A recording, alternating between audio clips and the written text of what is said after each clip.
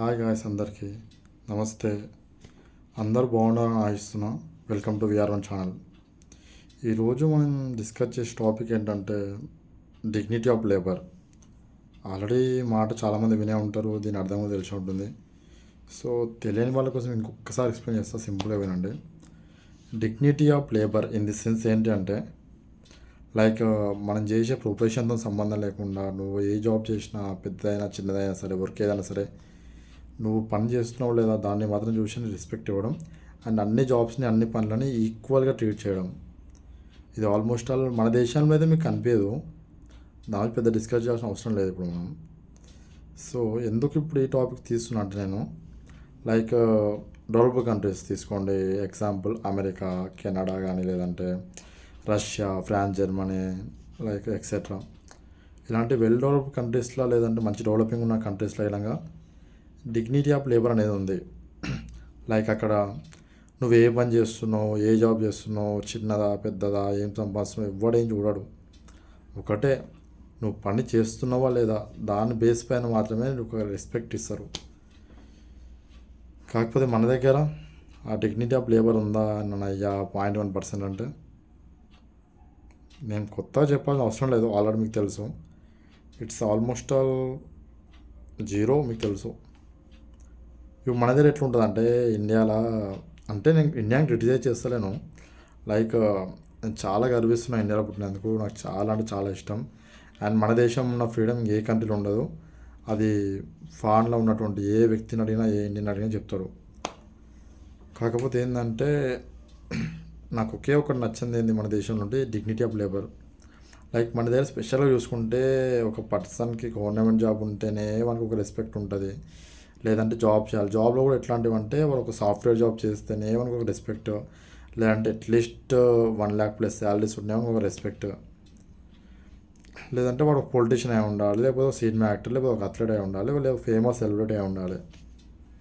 కాకపోతే లేదు భయ్ నేను బిజినెస్ చేస్తా, చిన్నదంటే వాళ్ళకి ఒక రెస్పెక్ట్ దొరకదు. లేదు నేను జాబ్ చేస్తా, లైక్ నేను ఫినాన్స్లో ఉన్నా, నేను మార్కెటింగ్లో ఉన్నా, లేకపోతే నేను ఐటీ కంపెనీలో ఉన్నా, బట్ నాకు శాలరీకి ఇంతే వస్తుంది అంటే ఎవడా దేకడు. ఎందుకంటే మిగతా జాబ్స్ కాదు మన ఇండియాలో.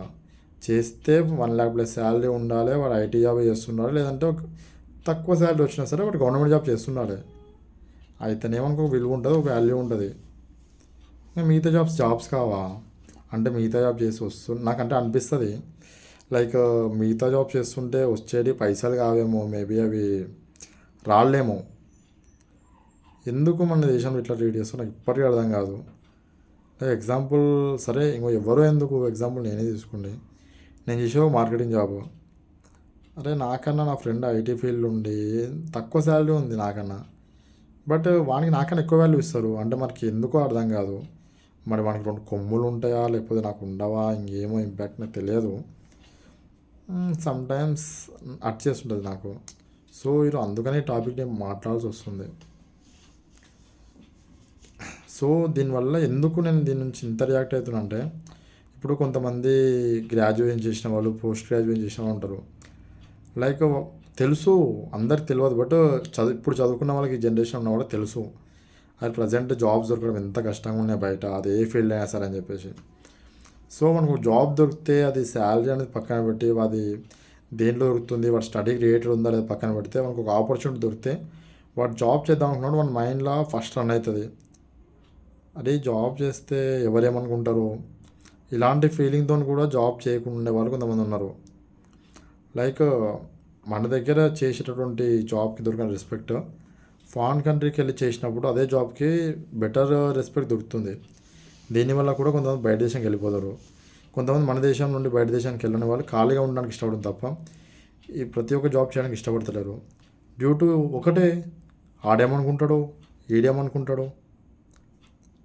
అంటే నేను ఇలా అనుకునే వాళ్ళు తప్పనను, బట్ ఎందుకు ఇలా ట్రీట్ చేస్తున్నారు మన దేశంలో.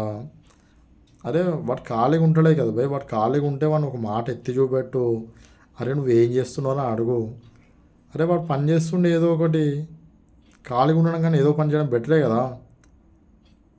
అరే వానికి ఓకే భయ్, వాడు చేస్తున్న జాబు బ్రతకనికి వాడిని సంపాదన సరిపోతుంది లేదా, వానికి మీద డిపెండ్ అయి ఉంటుంది, అది వానికి తెలుసు కదా.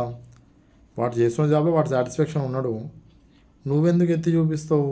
అందరు అంటే కొంతమంది అంటారు ఇలాగా, ఏంటి ఇంత చదువు ఈ జాబ్ చేస్తున్నావా, ఎందుకు ఇంత చదువు ఈ బిజినెస్ చేస్తున్నావా, ఇంతేనా శాలరీ అనేది, ఇది చేసే తర్వాత అరే ఏది చేసేది భయ్, వాడు చేసేటోనికి లేని మంట, చేసేటోనికి నేను నొప్పి, నీకేమొస్తుంది, నీకేమవుతుంది నువ్వు అడగనీకే. అండ్ నాకు కైండ్లీ రిక్వెస్ట్ ఏంటంటే, లైక్ నేను కూడా ఒకప్పుడు బాగా ఫీల్ అవుతుండే, అరే జాబ్ చేస్తున్నా ఎవడేమనుకుంటాడో, వాడు వీడు, నేను ఒక ఎంబీఏ చేసిన, ఒక పోస్ట్ గ్రాడ్యుయేషన్ అయిపోయింది, నేను జాబ్ చేస్తున్నా అనిపిస్తుండే. బట్ ఇదంతా ఏంటంటే, ఒకటి అనేవాళ్ళు ఎట్లా మారరు, సో మనం మారదాం. మనం మారి వాళ్ళకి రిటర్న్ ఆన్సర్ ఇవ్వగలిగితే అప్పుడైనా సరే స్లోగా వాళ్ళు మారుతుండొచ్చు. నేను ఏమన్నా అంటే, ఓకే ఇది కొంచెం కష్టంగా ఉంటుంది బట్ అలవాటు చేసుకోండి. నేను కూడా ఒకప్పుడు అట్లే ఉంటే, ఇప్పుడు నేను జాబ్ చేస్తున్నాను అనుకో, చెప్పేసి డైరెక్ట్ ఈ జాబ్ ఏం చేస్తున్నావు గంత చదువు అంటే, ఈ జాబ్ నచ్చింది చేస్తున్నా, ఇన్ననే సాటిస్ఫాక్షన్ ఉన్నా, నాకు రియలీ ఉండడానికి ప్రతి నా ఎక్స్పీరియన్సెస్ కోసం ఈ జాబ్ సరిపోతుంది, సో నాకు సాటిస్ఫాక్షన్ ఉంది భయ్, మధ్యలో నీ ఆబ్జెక్షన్ ఉంది అని డైరెక్ట్ ముఖమే చెప్పేసేయండి. అట్లా చెప్పిన రోజు నెక్స్ట్ టైం వాడిని అడగడానికి వచ్చాను, అడగడానికి భయపడతాడు వాడు, ఒకటికి 10 సార్లు ఆలోచిస్తాడు, వీనితో ఎందుకు వచ్చింది ఎదరా బాబు, వీడిని నోటి దొరుకుతున్నాను అనుకుని వాడు వెళ్ళిపోతాడు. అట్లా అనుకుని ఏం ఫరక్ పడదు, ఎందుకంటే వాడు వచ్చేం నీకు పెట్టాడు కదా, చేసి పెట్టాడు కదా. కాకపోతే ఒక అనిపిస్తుంది ఏంటంటే, ఇండియాలో ఒక్క సిస్టమ్ మారితే ఆల్మోస్ట్ ఆల్ ప్రతి ఒక్క రకమైన జాబ్ చేయడానికి ప్రతి ఒక్కరు ముందుకు వస్తారు. అప్పుడు ఆల్మోస్ట్ ఇండియాలో అన్ఎంప్లాయ్మెంట్ 0.1%కి వస్తుండొచ్చు. ఇండియాలో నేను చూసినంత వరకు లాస్ట్ నేను చేస్తున్నటువంటి ఎక్స్పీరియన్స్ ప్రకారం కొన్ని జాబ్స్ నా ముందరనే ఖాళీ ఉన్నా కూడా నా ఫ్రెండ్స్ సర్కిల్లో కొంతమంది చేయడానికి ఇష్టపడతలేరు. ఎందుకంటే ఇంత చదివినా మాకు ఈ జాబ్ ఏం చేయదు, ఇంత శాలరీయా, లేకపోతే చేసి ఎవడేమనుకుంటాడు. మ్యాక్సిమం నేను విన్నటువంటి 90% రీజన్స్ ఇవే.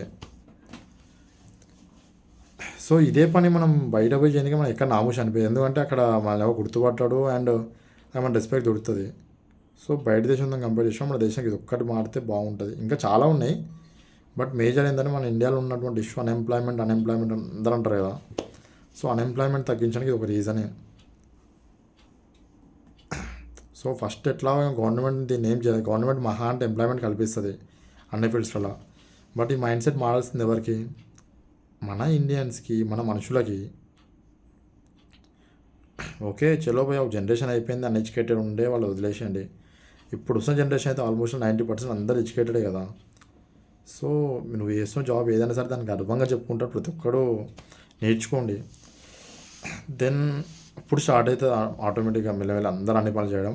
అప్పుడు ఆటోమేటిక్గా అన్ఎంప్లాయ్మెంట్ ఇష్యూ అనేది ఇండియాలో 0.1% వస్తే, మేబీ అది 0% కూడా వచ్చినా ఆశ్చర్యం ఏమీ లేదు.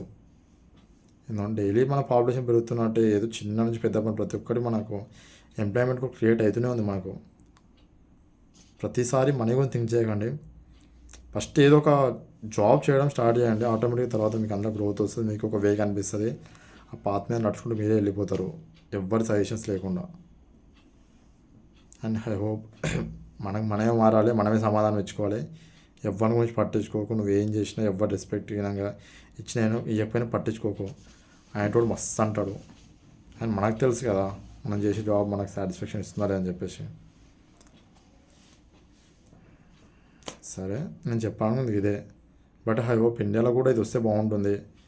డిగ్నిటీ ఆఫ్ లేబర్, మనం చేసే పైన కాకుండా జస్ట్ మనం పని చేస్తున్నాం లేదా దాని మీద మాత్రం రెస్పెక్ట్ ఇస్తే చాలా హ్యాపీ, అందరూ కూడా హ్యాపీగా ఉండొచ్చు ఇండియాలో. అయ్యో ప్రపంచం మొత్తం ఇదే ఇంప్లిమెంట్ కావాలి, ముఖ్యంగా స్పెషల్గా మన ఇండియాలో ఇది ఇంప్లిమెంట్ కావాలని త్వరలోనే బాగా ఆశిస్తున్నా అండ్ గట్టిగా కోరుకుంటున్నా అవుతుందని చెప్పేసి. అండ్ హోప్ ఒకవేళ ఇక్కడ దాకా వచ్చినట్టు నా వీడియో మీకు నచ్చిందని అనుకుంటున్నా. అండ్ ఇప్పుడిప్పుడే నేను కూడా ఒక ఛానల్ స్టార్ట్ చేసిన అండ్ మీ సపోర్ట్ ఖచ్చితంగా నాకు కావాలి. అండ్ నా వీడియో మొత్తం చూసినాక ఎక్కడ నేను తప్పుగా మాట్లాడుంటే లేకపోతే చిన్న మిస్టేక్స్ ఏమైనా ఉంటే ఖచ్చితంగా కామెంట్స్ చెప్పండి, నెక్స్ట్ టైం నేను దాన్ని సరి చేసుకోవడానికి ఖచ్చితంగా ప్రయత్నిస్తాను. అండ్ హోప్ అందరూ ఎప్పుడు సేఫ్గా జాగ్రత్తగా ఉండండి. అండ్ ఓం నమో నారాయణాయ అండ్ జై హింద్.